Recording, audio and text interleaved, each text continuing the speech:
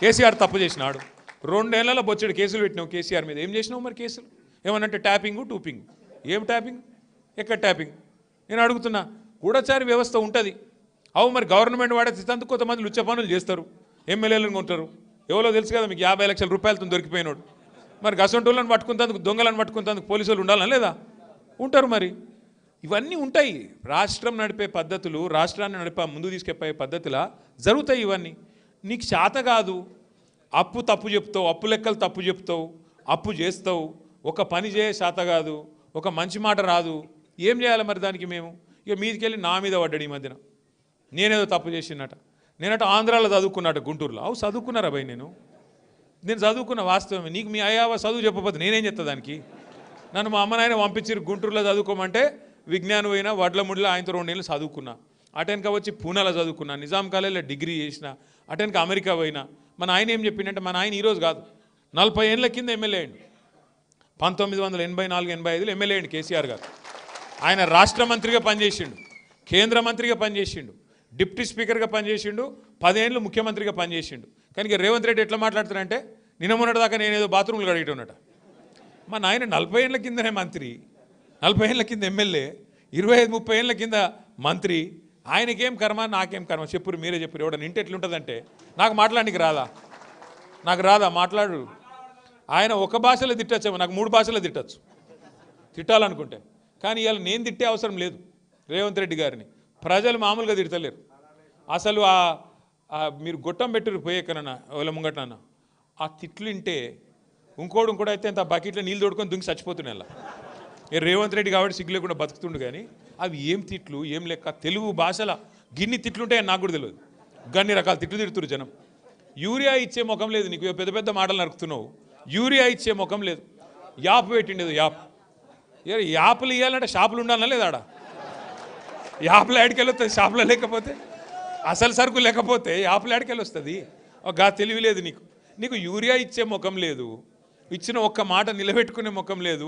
పెద్ద పెద్ద ఏతులు, ఓహో అట్లా, ఓహో అట్లా, ఓహో ఇట్లా ఏందో. ఇక ఇంకో కొత్త కథ పట్టుకున్నాడు. 1 కోటి మంది ఆడవాళ్ళని కోటీశ్వర్లు ఎత్తారట. 1 కోటి మందిని కోటీశ్వర్లు చేయాలంటే నాకు సరిగా లెక్కలు రావు, అన్నిలో నాకు బాగొచ్చు. నువ్వు చెప్పేజరా, నీకు కూడా రావా? ఇక అన్నగారిని అడుగుదామైతే. 1 కోటి మందిని కోటీశ్వర్లు చేయాలంటే ఎన్ని కోట్లు కావాలనే? 1 కోటి కోట్లు కావాలి. 1 కోటి కోట్లు ఏడున్నాయి? చెప్పు బాబు. నువ్వే చెప్తివి. సెక్రటేరియట్ పోతే లంక బిందెలు లేవని నువ్వే చెప్తివి. ఢిల్లీకి పోతే దొంగల లెక్క చూస్తురని నువ్వే చెప్తివి.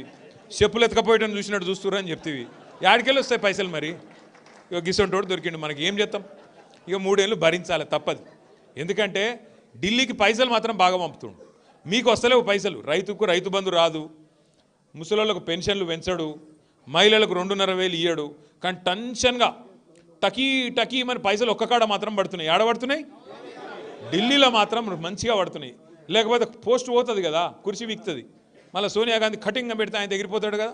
అందుకే ఢిల్లీకి మాత్రం మూటలు ఇప్పటికి 62-63 సార్లు పోయినట్టున్నాడు. ఢిల్లీకి పోయేటప్పుడల్లా 4 బ్యాగులు పట్టుకపోవాలి, ఆడ వాడేయాలి, రావాలి తప్ప. ఇక్కడ మాత్రం చేసింది ఏమీ లేదు.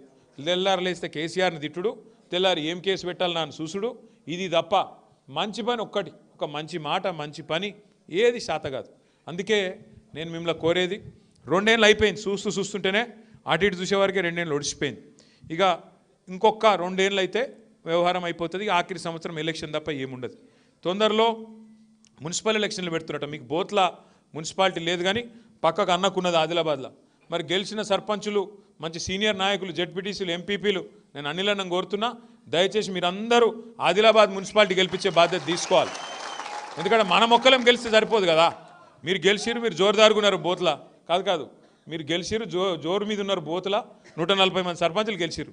కానీ పక్కకు ఆదిలాబాద్ కూడా గెలిస్తేనే కదా ప్రభుత్వం వచ్చేది. కాబట్టి ఎక్కడున్నా మనోళ్ళు అందరు గెలవాలని చూసుకోవాలి. ఇక మా పని అయిపోయింది, మేము సర్పంచులు గెలిచినాం, మళ్ళీ ఎంపీటీస్ చూసుకుంటామంటే నడవదు. పక్కకు ఆదిలాబాద్లో కౌన్సిలర్లు గెలవాలి, అటు ఖానాపూర్లో గెలవాలి, ఇటు నిర్మల్లో గెలవాలి. అంతటా గెలిస్తేనే మళ్ళీ మన పార్టీ అధికారంలోకి వస్తుంది. కాబట్టి దయచేసి ఒక కుటుంబం అన్నప్పుడు చిన్న చిన్న పంచాయతీలు, చిన్న చిన్న తాకులాటలు ఉంటాయి. మనం ఆగమాగం కావద్దు, ఉంటాయి పంచాయతీలు ఉంటాయి. రేపు ఎంపీటీసీ ఎలక్షన్లు వస్తాయి. మళ్ళీ ఇక గెలిచిన సర్పంచులకు కూడా నా ప్రార్థన ఒకటి, ఇక ఉంటారు కొంతమంది వాళ్ళొకరు వీళ్ళొకరు మినిస్టర్లు. ఎందుకంటే ఈయన కొరుకుడు వాడని కొయ్య అయిపోయింది వాళ్ళందరికీ, అనిల్ జాదవ్. దాంతో ఏమిటిది, ఇక బెదిరించడం మొదలు పెడతారు.